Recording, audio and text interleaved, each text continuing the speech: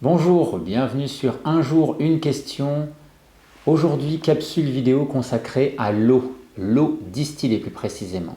C'est une question qui me vient de Protégeons la nature et les animaux, qui m'écrit « Bonjour, est-ce que l'on peut boire uniquement de l'eau distillée ?»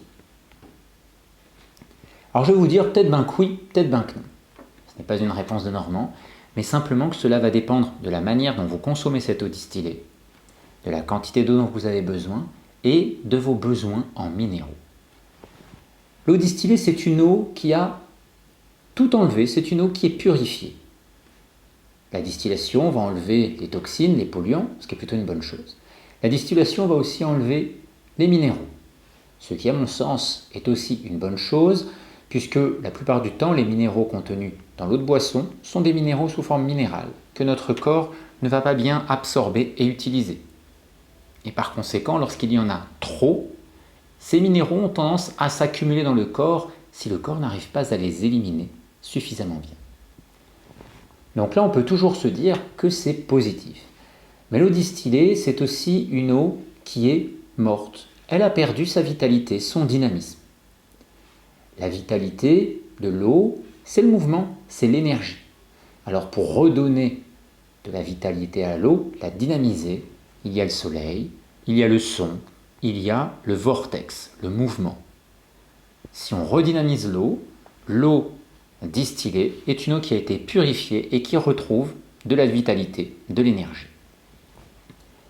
Alors concrètement, est-ce qu'on peut boire uniquement cette eau? C'est possible.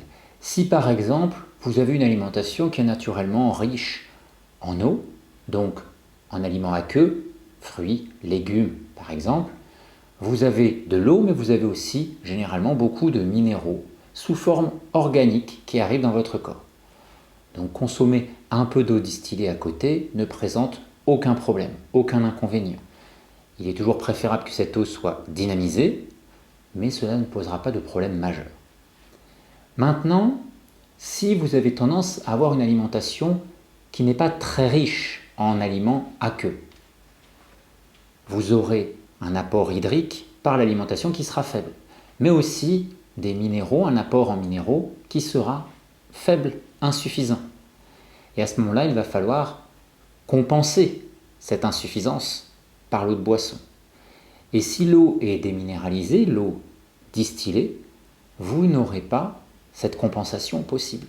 Il va donc falloir ajouter quelque chose dedans, il va falloir reminéraliser un peu cette eau. Elle aura été dépolluée et on va la reminéraliser, mais on va la reminéraliser avec des minéraux sous forme organique, du quinton. Le plasma de quinton, par exemple, peut jouer ce rôle. On va en remettre dans l'eau, ça va reminéraliser l'eau avec des minéraux sous forme organique, bien utilisables, biodisponibles pour notre corps. Et de cette manière-là, on peut également consommer cette eau initialement distillée sur le long cours. Donc comme je le dis, ça dépend de vos besoins hydriques et de vos besoins en minéraux, et ça dépend aussi de votre manière d'utiliser cette eau. Si elle est juste distillée et que vous la consommez comme ça, l'eau apporte pas grand-chose. Si elle est dynamisée, l'eau va vous apporter quand même de l'énergie. Et si c'est nécessaire, on peut la reminéraliser un petit peu pour justement qu'elle apporte ces éléments vitaux sous forme organique. Voilà, j'espère que j'ai été clair dans mes propos. Je vous retrouve demain pour une nouvelle vidéo de Un jour, une question.